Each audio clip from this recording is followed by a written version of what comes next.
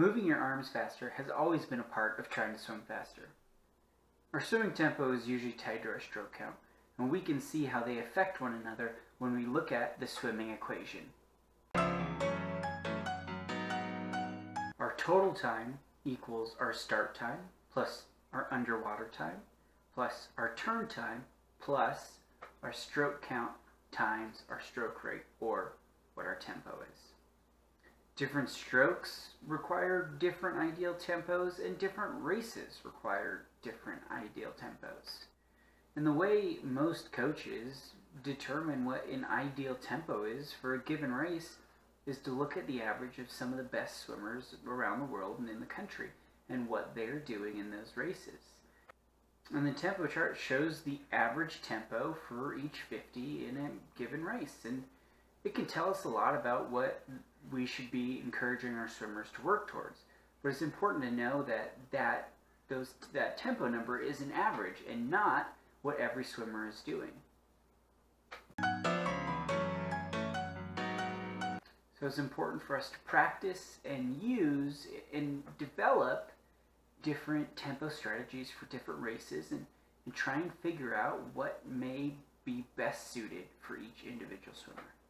And we know that not using or developing a good tempo strategy can have a massive impact on the outcome of a race. One example is if you take 120 strokes in a 200 freestyle, it's 15 per length, and your tempo is just a tenth of a second slower than your ideal tempo per stroke, then you're going to add, or you're going to be off of what you're capable of by 1.2 seconds.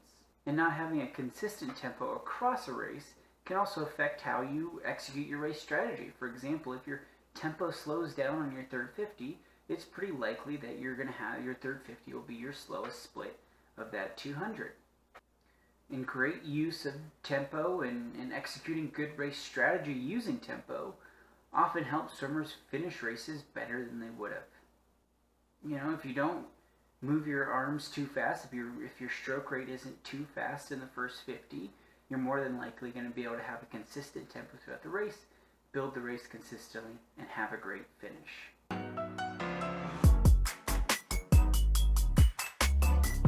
One of my favorite ways to work on tempo is by using one of my favorite tools, the Tempo Trainer.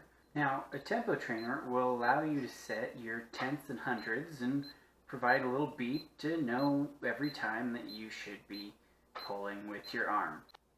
And you can use the Tempo Trainer a number of different ways. You can use it in a set of 25s to work on descending tempos to try and work on increasing your arm speed per 25. You can use it during race pace work or broken swims to help you develop a consistent tempo across the whole race. And you can also use it in all-out swims to help keep yourself accountable when you're trying to move your arms fast in a given set or race.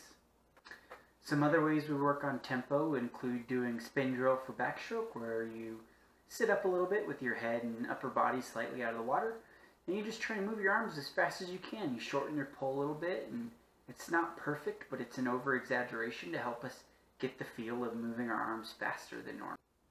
You can also do head-up freestyle, where you lift your head out of the water and essentially do the same thing as you're doing in backstroke. You do a little bit shorter of a pull and just focus on moving those arms as fast as you can.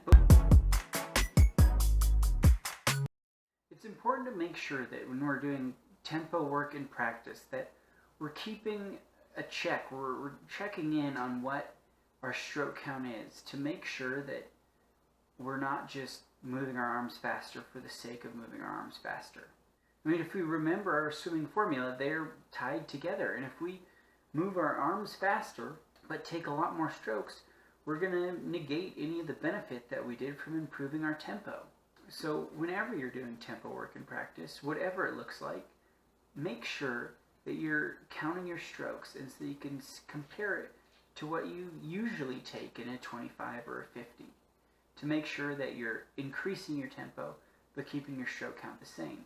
That's how an increased tempo is going to help you go faster.